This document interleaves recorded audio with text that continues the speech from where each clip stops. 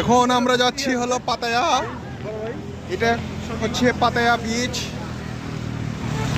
কোথায় আমাদের, চলো আমরা একটু ফলো করি। এই নাও দেখো সেই পাতায়া বিচ। এটা হচ্ছে কোরাল আইল্যান্ড। ও দেখো ওই দুইজন বৃদ্ধ মানুষকে দেখো। নেট বলেন তো কি ভাই।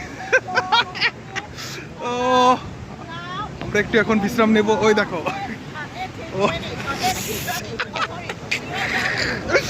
ও আমরা একটু, হ্যাঁ বসবো।